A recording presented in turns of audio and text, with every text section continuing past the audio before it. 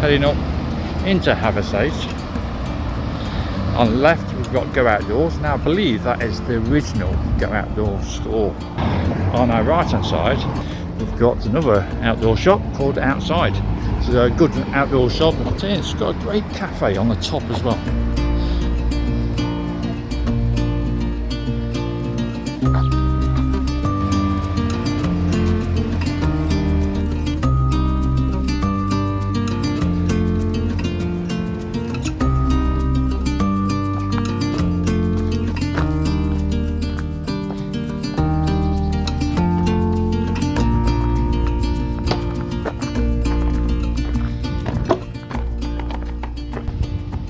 Hi guys, this is Andy, the expedition hiker, and today we're in Hathersage in Derbyshire, in the dark peak of Derbyshire. And today we're doing a wild camp and we're going up to Higgers Tor, and we're going to try and find a spot around Carl Wark and see which spot we can pick up. It's a Tuesday evening, so hopefully we're not going to get anybody driving around. I'm setting off a little bit later. It's about 4:30 now, so we're going to head up there, but tomorrow my plan is to head down to Padley Gorge, catch the train back via Grindleford. So with that, we're heading up to St Michael's and All Saints Church, which there's a interesting grave there, and then after that we'll go up to Camp Green. Hopefully it's going to be a nice one. The weather's gorgeous at the moment, still shredding this weight, so the heat will probably make me lose a few more calories. You can just about make out in the centre of the picture, right at the top, that's Higgers Tor, and that's where we're heading to.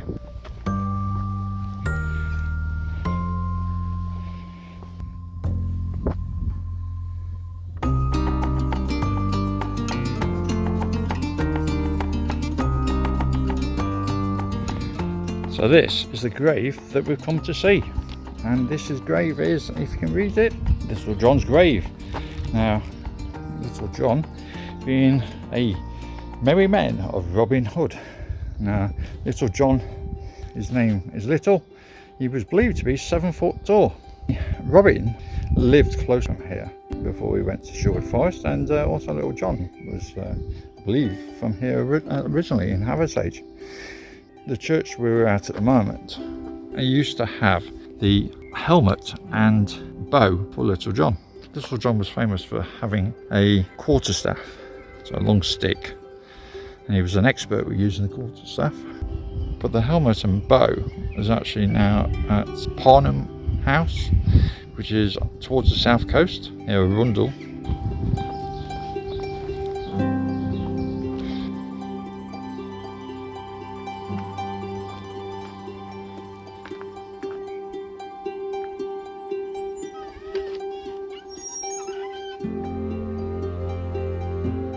Anyone who's into walking, then Hathersage is paradise. Set in the heart of the Peak District, this village is surrounded by great walking routes and numerous viewpoints to look across the landscape, from one of which we're heading up for in a bit on our wild camp tonight. So we're just passing Camp Green, also known as Danes Camp. The site originally would have had a Motte and Bailey castle dating back to the Normans, made of earth and timber, although not much remains to say a castle once stood here, other than the mounds and ringworks. A ringwork acted as a stronghold for military operations and sometimes defended manor settlements of the aristocrats. So basically the lords, lord of the manor.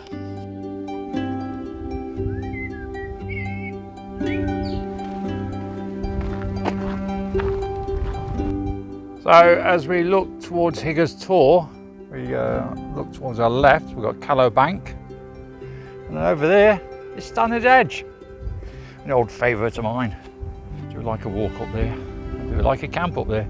And actually, so just about the centre of the picture is just a slight boulder, slightly bigger than the rest. That is Robin Hood's cave.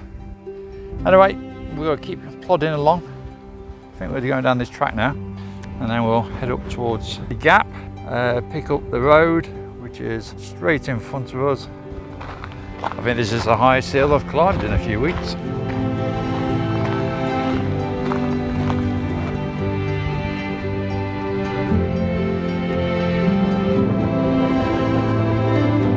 It's a long way away.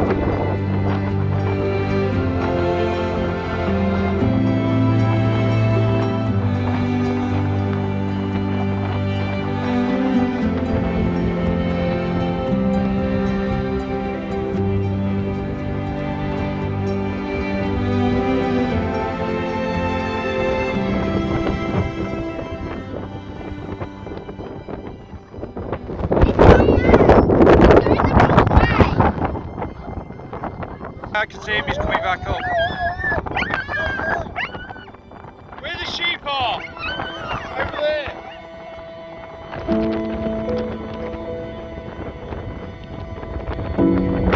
Yeah, no, he's going straight to him now. Well, I mean, they came up to me and started chatting. Their dog was off a lead. They weren't bothered about where the dog was. Once they realised, it ran about half a mile away chasing the sheep. So, classic example of why your dog should be on a lead, or at least know where your dog is. I'm thinking this large boulder, flat boulder, might be the highest point. We are on the highest point now. It's just trying to find the rock. Now, from what I gather, it does point west rather than north. It's on a flat stone. And as I say, it looks like an arrow, but without the point.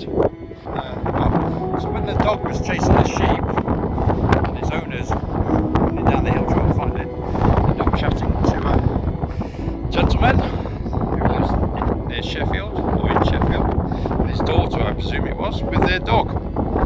So, sorry I didn't catch your name, but nice to meet you. I think I'm going to be defeated. I looked all the way around here. Now, I've been told it's right near the centre. Now, from what I gather, where I'm standing now is the centre. Now, there's this big boulder here, or group of boulders, and there's this little patch of green where I stand at the moment. Now, from what I've been told, it's right near this actual summit point that shows the trig point is. So, the thing is, it's a task for you. So if you're ever up at Higgers Tor, see if you can find it. So that, from what I gather, those boulders there are just about where the actual summit point is. It's funny actually, usually when I get to my camp spot, it's usually dark. This time, it is light. I could go and pitch my tent now. Problem is, there's too many people about, so I can't pitch my tent. So I'll wait till it's sunset when everybody's gone. So as we head towards Carl Wark, the rock surrounding outcrop, I don't know what you want to call it, brown, it's gritstone. And there's a wall on the right hand side. It's where we're heading to now. Carl Wark is an old iron fortress, which I'll talk a little bit more about it when we reach it. You can see just in the background some buildings. That's Longshore Estate.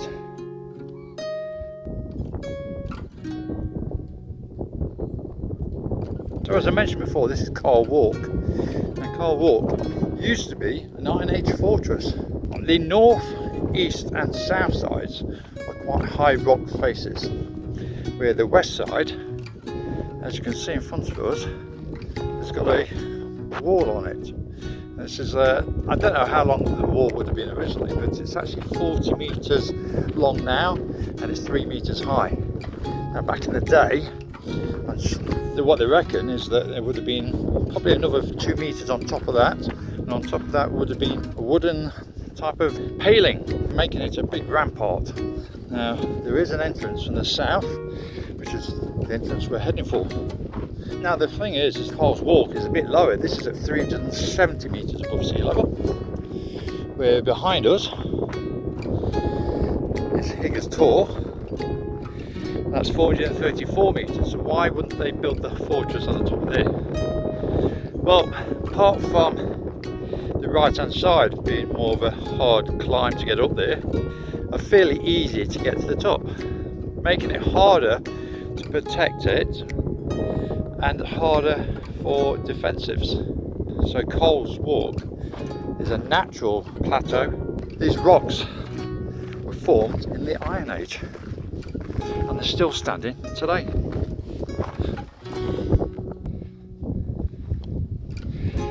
So I was hoping for a great sunset tonight. It's becoming more cloudy at the moment, so I'm not sure if that's going to happen, but we'll see. We've got a good hour before it's sunset. There's a plaque here, I presume, to say about the Iron Fort. So, Carl Wark. This is a hill fort of a type constructed during the Iron Age, 2,000 to 2,500 years ago. It may have been fortified at the end of the Roman period. So looking across the landscape, we've got Over Owler Tor, and then to the left of it we've got Mother's Cap, which we'll visit them tomorrow. And also in this heathland here, I'm not sure how easy it's going to be to find. Tomorrow we're going to try and find a cairn, Asian burial ground. I was going to say it looks like there's a boulder there that it might be, but that boulder's just moved, so I presume it's a cow, not a boulder. So with that, we still need to find somewhere we're going to pitch tonight. Looking to see if we can find an overhanging rock or something like that.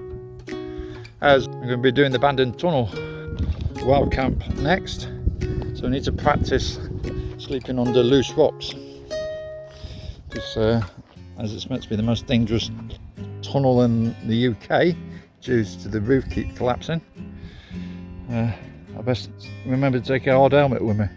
Now, back in the day, the Druids lived here. They thought they were between the people and the gods. Hopefully when we get the sunset goes down a bit, although I thought it was over Higgers Tor. Goes down. I suppose it is from what angle you look at it. But there's a point at Higgers Tor where if it stands out, the sunset goes directly in line with it. The Druids praised it, worshipped it. And the Druids like to worship trees. Trees are sacred. A wild camp with Druids, and this is my camp spot for tonight. Somewhere within this Druid settlement. I shall put this stone that's sticking outwards. It's called the Current Chair, and that's basically the head Druid would have sat on that stone.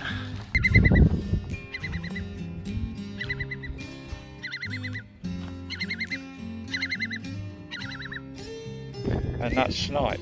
I think it's a snipe. There it comes. Straight out there.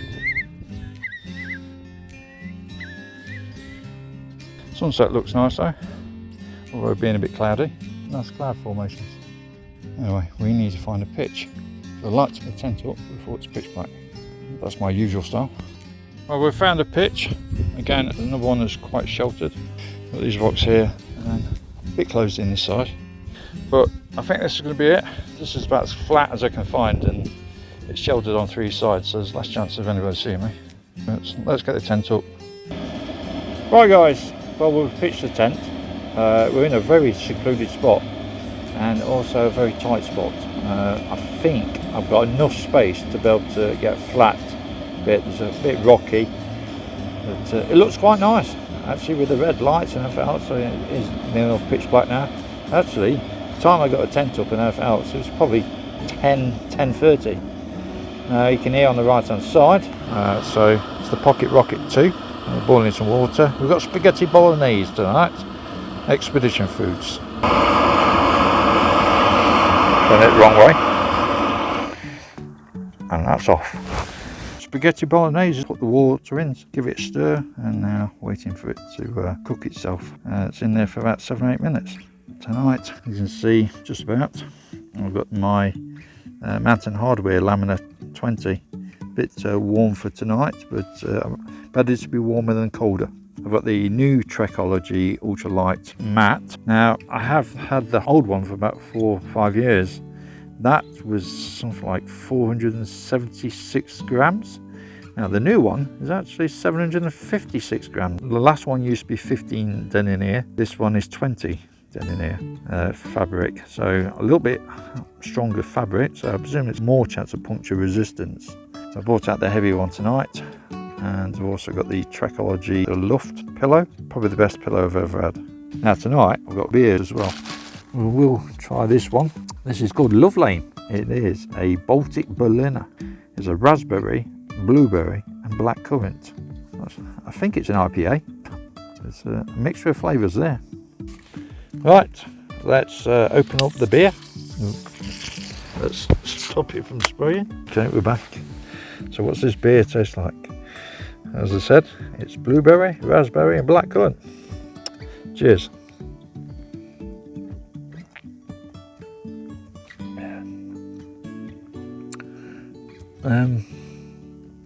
Not my usual beer. It's got an acquired taste, I think. It don't taste of blueberry, blackcurrant or raspberry. Oh, actually it's probably a tint of raspberry. Not one I'm going to drink again, I don't think. Lovely. Baltic Berliner. I thought Berliner. Some good beers from Berliner. And I'm afraid that this isn't one of them. Anyway, dinner should be served in a moment. So I think what I'm going to do is I'm going to eat up. I'll come back to you in a moment. Well, I think it's time for bed actually. It's about, I think about 11:30 now. And actually I've found out there's no internet signal whatsoever here. No anything close. I don't know if these rocks that's around me are got some sort of magnetic mineral within them, stopping any signals coming through. But, well, we'll have to bear with. But I'm sure I can get by without a signal. So I want to get up probably around 5ish, tent down and everything before 6. Right, anyway, I'm going to call it night, so I shall see you in the morning. So night night for me.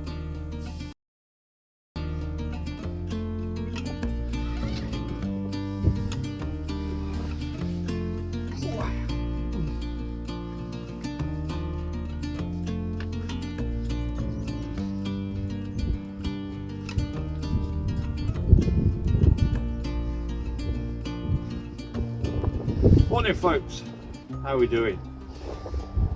It's a lovely bright day. It's around 5:30 in the morning, so let's get cracking. We need to be off soon. Nice and bright, which means people will be getting up soon and coming out walking. So we need to sort out some food, then pack up the tent, and then out we go. Note to self, when you're looking for a pitch, A, try and do it a little bit earlier, and B, try and find a flatter pitch, because I was sliding all over the place last night.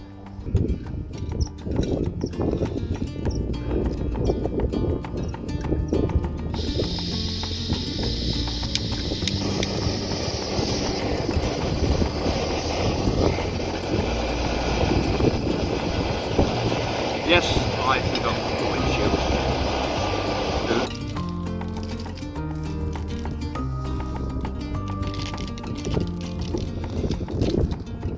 Remember, wheel litter, take it with you.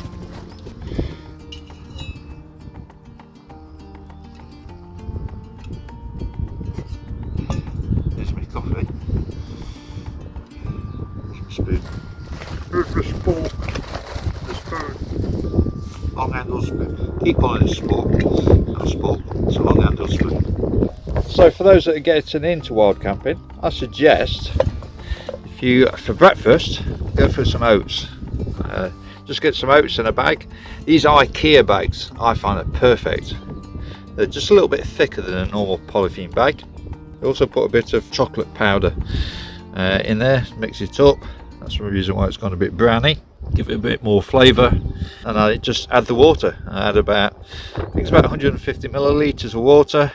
Give it a good stir, wait a minute or so, and then tuck in. Easy little setup.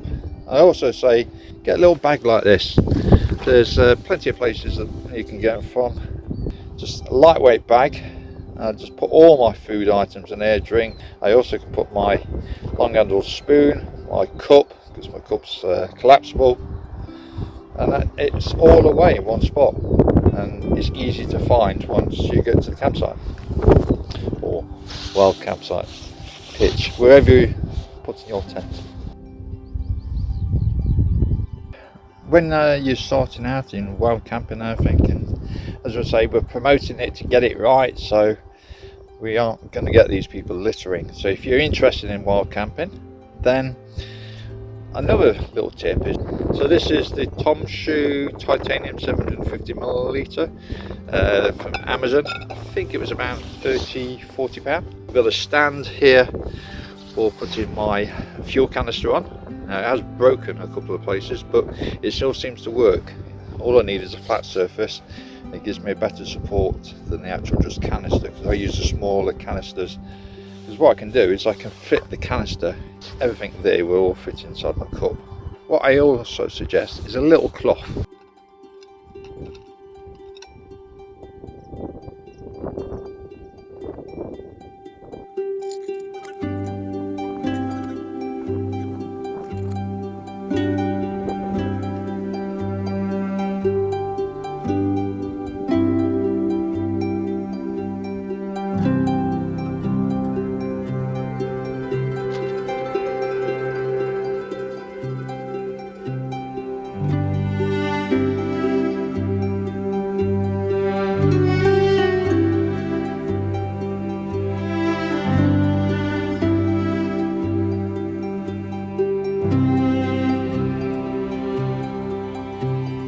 Right,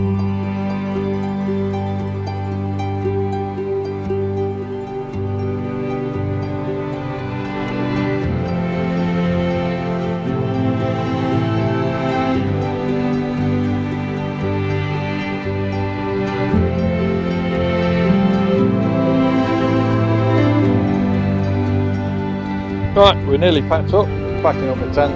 Just noticed there was a bit of litter underneath here. Old Lucasade bottle. Oh, get that down. Okay, so it's not my litter, but it is litter, and I'm going to be respectful to the environment and nature, and I'm going to take it with me. So you've got to remember, it is a farmer's landscape that you're actually walking on, and although like the Peak District you've got the right to roam, you haven't got the right to throw litter on the place and ruin it for other people. A farmer's livelihood, you wouldn't like it if you were at your job and a farmer came trampling over your office papers or whatever job you do. So why do it to theirs? So look after the land. We all should be looking after our planet. Wild camping may become legal in this country if we all do a good job. Take your litter home. So as I said, leave no trace. Apart from the ground being a little flatter, you can't see that I've been here.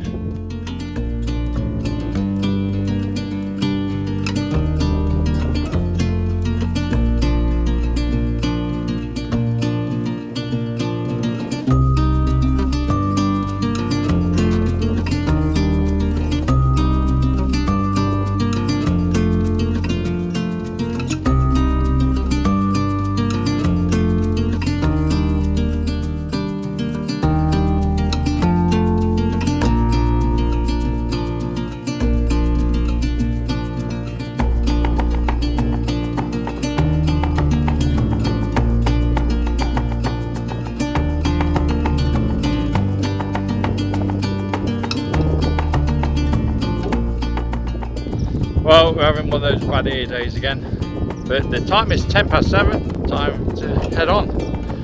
Next place we're heading up to is Over Owler Tor, then over to Mother's Cap, which is not far from here. And I've just noticed, looking over to Higgers Tor, which is behind me, there's actually people walking across the top now. So 7:10 in the morning, they're all out hiking already.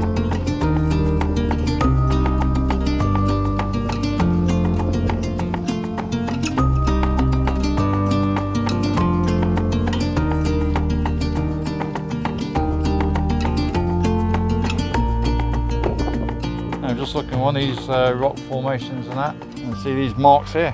Looks like some sort of like wild werewolf has scratched his claws through it. Anyway, our next point, we're going to head down here and towards that rock. Well, I'm not sure who Ruby is, but she's marked the top rock. There's also some sort of cross there. I don't know if that symbolises something.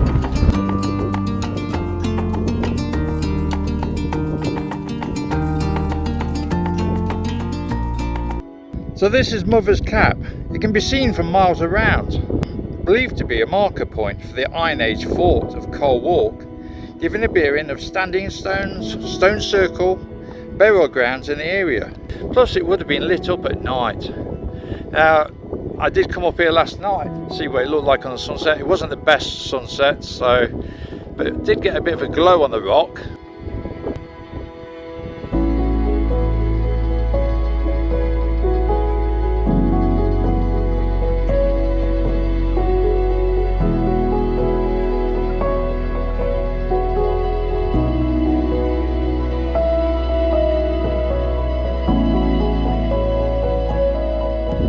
So we just reached Millstone Edge.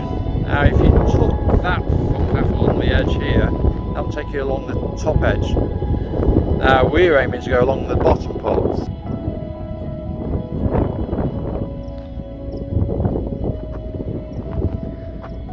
I'm going to take this slightly treacherous footpath and get us down to the base.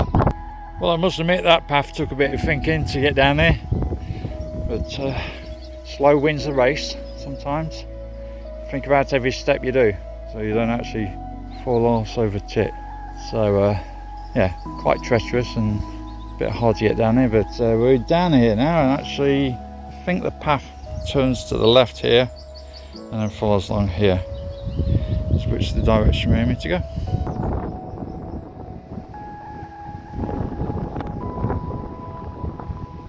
Well, that's an interesting gate post. Look at the brackets. How high was that gate? If that's the top bracket and bottom bracket there. So we're now at Owler's Tor, which stands about 300 metres above sea level. But this is where we start to go downhill, because we're going to head down to the gorge. So this is Owler Tor.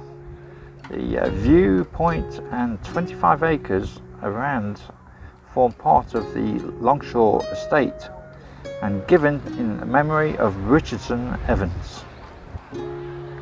Well, crowded is an understatement.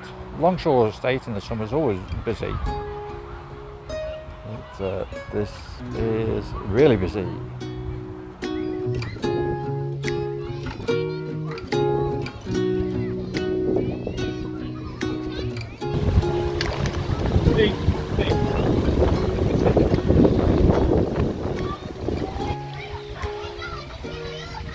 This is the old bridge down to Padley Gorge. That's where we're going to head to now. It's not what you always see. And a grown person dressed up in a child's outfit. Some weird folk. Got a little shield and a little sword. Padley Gorge is a deep, narrow valley that used to form the boundary between Derbyshire and South Yorkshire. Now changed to the nearby A6187, which is up towards our left. Lichen umbilicara, or rock tribe, is rare to England, although it can be found in these woods. The area of the gorge and the woods is a site of special scientific interest for its densely oak birch. The area is owned by the Longshore estate.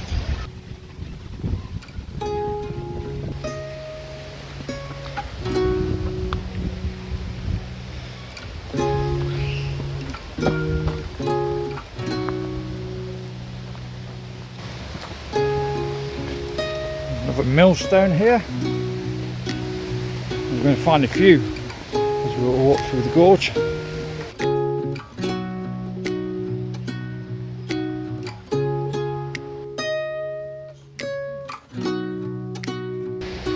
Ants are all about, coming from that tree area I can see, and they're trailing down all the way along here. How close they are, you can probably see them more.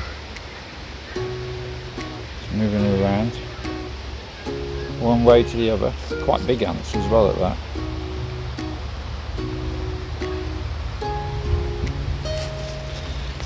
Where are they going to is the question, and where they're coming from.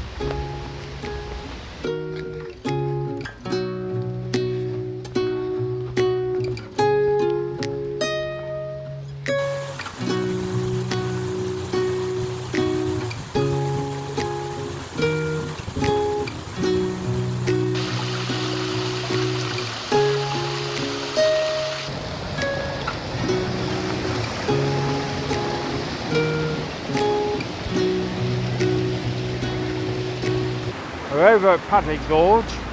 We're heading down towards Grindleford, and that's our final call for today.